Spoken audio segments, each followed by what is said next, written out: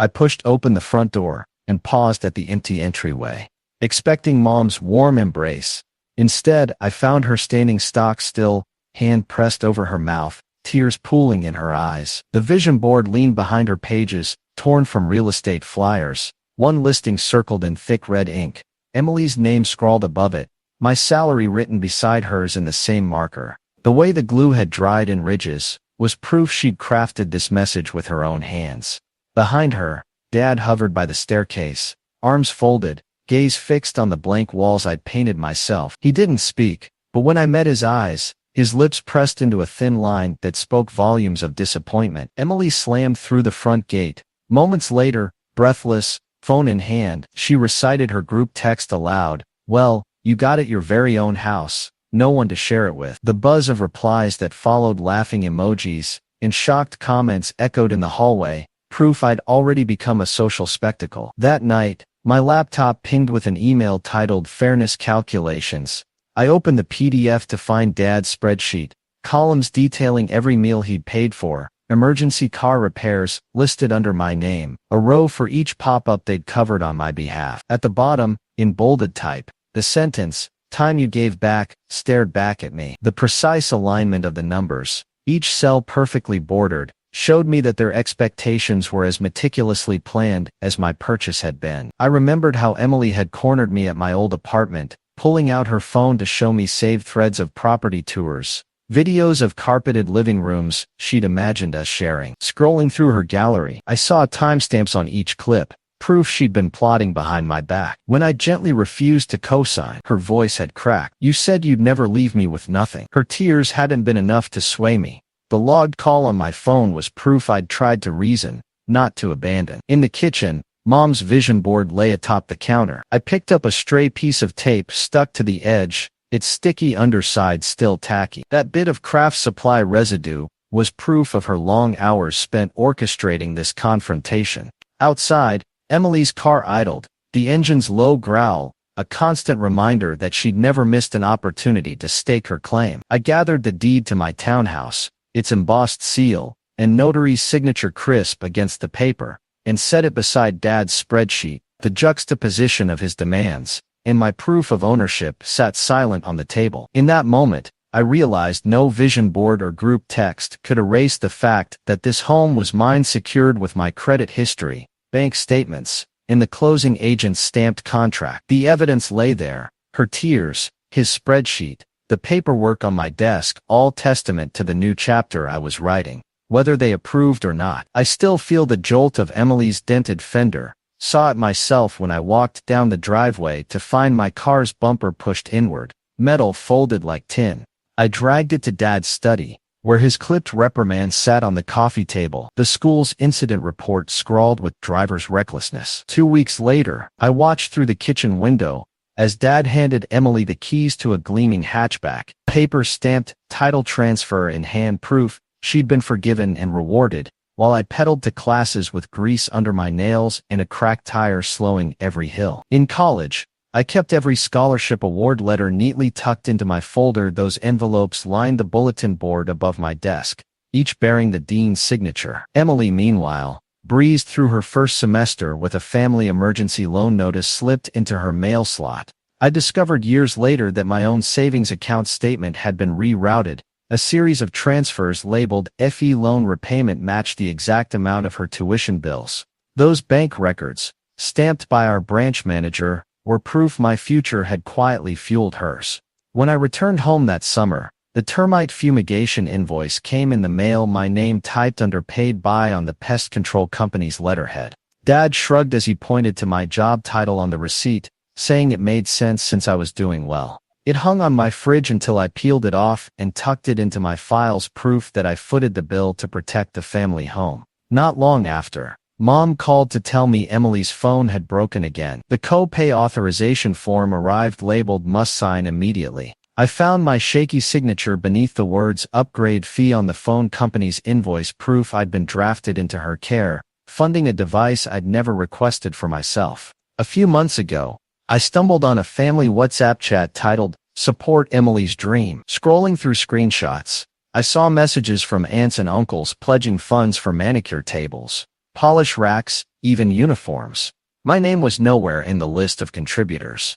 Yet when I opened the salon's marketing deck pulled from Emily's laptop, I saw a slide that read "Inspired by my name's creative vision." That PDF, dated by the file properties to the salon's launch week, stood as proof she'd claimed my encouragement without acknowledging the money others, not I, had supplied. Now I stacked those documents on my desk: the school incident report, the scholarship letters, the savings account transfers, the fumigation invoice, the phone copay form, and the salon pitch deck. Each bears its own stamp, school seal, bank watermark, pest control logo, phone company header, and digital timecode evidence that these stories weren't in my head, but recorded in ink and pixels.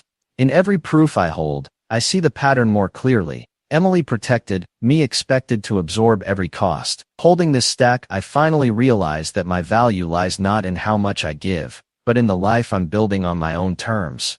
I pushed open my front door and stopped dead at the sight of half-open boxes spilling out of my guest room. Emily's sneakers perched on a stack of my folded towels, her favorite novels lined up on my bedside shelf. Mom hovered in the doorway, arms crossed. "It's not permanent," she repeated, as though rehearsed. Her sticky note labels, Emily's closet and bedroom setup still clung to the flaps of each box. The uneven remains of my winter duvet peeked from beneath her belongings, proof she'd moved in on my terms, not hers. Sliding my phone across the kitchen counter, I pointed at the new Wi-Fi name shimmering on the screen. "Home for all 5G. Dad," fiddling with the toaster, looked up with innocent eyes. "Don't make this about pride," he said, voice smooth as butter. Yet when I opened the router's admin page, his user account glowed in the access log, time-stamped, SSID, change. That line in the settings page, marked with his user ID, was living proof he'd repurposed my network without telling me. Later, I ducked into the living room to fetch my tea and nearly tripped over my niece, crouched over a shattered porcelain heirloom. The vase lay in pieces on the rug, its delicate floral pattern split in half. She held a jagged shard in her small hand, tears glistening on her cheeks. I scooped up the fragments and passed them to her, my voice firm as I asked Emily to apologize.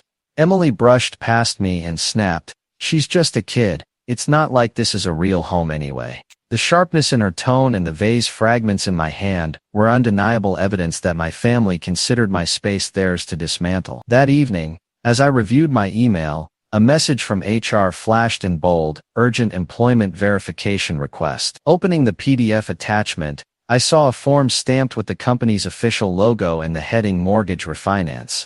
Under "Requested by," my mother's name was typed with her forged signature below. The email trail, complete with my HR rep's outbox record and their confirmation reply, "Verification complete," revealed that my parents had called my workplace to pry into my salary. Those corporate timestamps and letterhead were proof they'd dragged my career into their drama. I gathered all these proofs on the dining table: photographs of the guest room boxes complete with Mom's sticky note labels, a screenshot of the router's SSID setting showing Dad's user entry, a snapped image of the broken vase petals on the rug, and the HR form with Mom's name under "Requested by." Each file, saved as a time-stamped JPEG or PDF, bore its own seal of authenticity. Sticky taped labels from the hardware store, router logs exported from the admin console, glaze-flecked porcelain shards from the slipcast vase, and the HR department's official footer. They were concrete evidence that my home had been invaded, my network hijacked,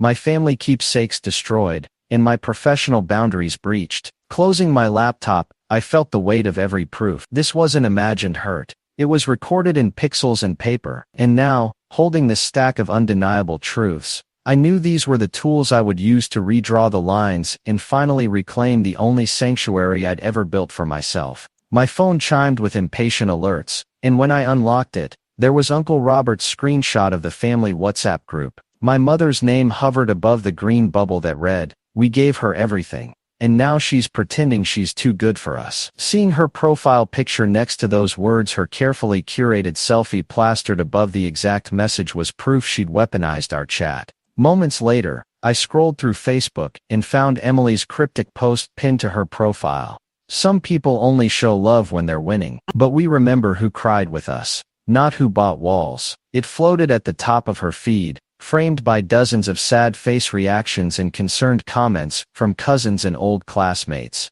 The fact that her post lingered at the top, marked public, was proof she deliberately crafted this missive for maximum audience. My heart sank when my phone rang with Aunt Claire's name on the screen. Her voice quivered as she told me she'd heard I'd kicked Emily out during an asthma attack. I paused the conversation and opened my work portal to my latest shift logs. My screen showed me admitting a patient with severe breathing distress at the exact hour she alleged I'd turned Emily out. That logged entry, my own name stamped beneath the patient's record, was living proof Aunt Claire's rumor didn't match reality. Later that day, a crisp envelope from my niece's school slipped under my door. The letter inside, printed on the school's official letterhead, requested updated emergency contact information. My name was listed boldly as her primary contact, even though I'd never submitted a single form. A scribbled note at the bottom, removed per guardian's request, told me Emily had listed then delisted me to make me look ungrateful. That signed approval from her guardian, scanned and archived in the school's secure system, was proof of her covert manipulation. By evening, concerned friends pinged me with screenshots of a private group chat on Messenger. Relatives I hadn't spoken to in years were riffing on my abandonment issue, each name and avatar visible in the screenshot collage. The label forwarded flickered above Tammy's post where someone claimed I'd turned my back on family for a mortgage. That forwarded status, stamped into the image, proved they'd launched a quiet smear campaign behind my back. I sat at my desk, gathering these pieces of evidence. Uncle Robert's WhatsApp image complete with Mom's profile icon, Emily's Facebook post marked pinned, the hospital admission record bearing my name, the school letter on official stationery, and the Messenger group chat screenshot flagged as forwarded. Each file was stamped with unique identifiers, profile pictures, official headers, system logs that confirmed these events were documented, fact, not gossip. Holding each proof in my hand, I understood they'd twisted our story to paint me as the villain. Now armed with their own words and records, I had the power to reveal the truth they worked so hard to conceal. I stepped into the softly lit dining room, and froze. Every seat around the table was already claimed by aunts, uncles, and cousins, their forks poised mid-air.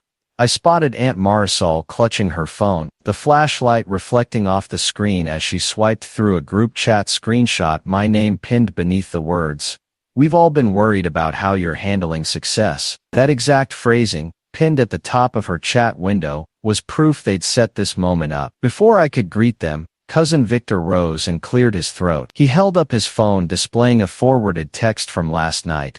"We need to talk about her priorities." His finger traced the timestamp, and I recognized the group icon of Mom's profile, proof they'd rehearsed this opening line. Dad clicked the remote and the wall lit up with a spreadsheet titled Family Impact Ledger. On screen, a row showed Emily's counselor invoices, each PDF file name ending in tot. Next to it, my bank transfer confirmations to the utility company and the plumber's emailed receipt. Maria, my sister, whispered, "Look, it's all here." The ledger's columns were drawn from their own records. Proof their data matched mine. Dad stepped forward with a leather-bound binder and slid it across the table. I opened to the first page, a printout of my townhouse deed, complete with a county clerk's embossed seal. Beneath it, a proposed amendment scroll read, "Transfer 20% ownership to family trust for collective benefit." In the margin, Mom's lawyer had scrawled, "Ensures preservation of family legacy." That attorney's handwriting, nearly identical to the signature on Emily's salon lease, was proof they intended to seize my property. When they asked if I'd sign, I looked at the binder's polished edges and thought of my quiet mornings over coffee in that living room. I thanked them for coming together, closed the binder, and walked away. My steps echoing on the tile, proof I refused to bargain my home. The next morning, my phone buzzed with an email from Sonny Kev, Luke's Care Ministries. Its subject line read, "Prayer request for my name," and the body listed my parents' names under submitted by. Scrolling down, I saw their explanation. "We've watched her drift since moving into her new home." The church's official letterhead, and the fact that the email was carbon copied to every deacon, were proof they'd extended their ambush into spiritual warfare. At my kitchen table, I pulled out my wedding gift photo album, Mom's gift, after all these years, and placed beside it the screenshot of Aunt Marisol's group chat, the ledger printout bearing Emily's invoices, the deed amendment draft stamped with that seal, and the church email on official stationery. Each item bore its own authentication profile icons, spreadsheet columns drawn from their emails, the fine lettering of county documents, and the embossed letterhead of the ministry. They were tangible proof that what looked like a family dinner was a coordinated assault on my boundaries, property, and faith. Now, with those same proofs in hand, I knew how to reclaim the narrative they'd so carefully scripted. I stopped chasing apologies and started placing tiny dome cameras under the eaves and by the back door. One evening, I watched the infrared footage of my mother slipping in with her spare key, her jacket brushing the threshold before she hesitated and turned away. I exported that clip and saved the app's motion alert, her figure frozen at the gate, timestamp glowing in green, proof she'd tested my boundaries. Next, I drafted a cease and desist letter on my lawyer's firm letterhead, recounting each trespass. The morning Emily crept in through the unlocked glass door, leaving boot prints on my kitchen tile, and the day Dad let himself in, humming as he flicked the hall light switch. I attached still frames from the security feed and mailed it with a certified slip showing the post office stamp and Mom's signature on the delivery receipt, undeniable proof they'd received my warning. In my therapist's cozy office, draped with muted tapestries, I handed over my journal. She read aloud the entry, where I described waking at dawn to soothe Mom's tears, then bracing myself to pay another surprise bill for their vanished heating oil. With a slow nod, she underlined emotional parentification in her notes, and traced her pen over inverted boundaries, proof that the patterns I'd lived were real and named at last. One evening, I found myself in a circle of strangers at the local community center, each clutching a worn pamphlet titled, Only Child Club. When I introduced myself, I spoke of building walls around my house that mirrored the walls I'd built around my heart. The facilitator's head tilt and the sticky note she handed me reading, "Welcome, you belong here," were proof I'd found a place where my solitude made sense. Holding a fresh cup of tea, I converted the spare room into a studio. I cleared out folded guest linens and rolled out a drafting table beneath the skylight. On its surface, I placed my watercolor set and a stack of canvases, proof I'd claimed the room for creation, not convenience.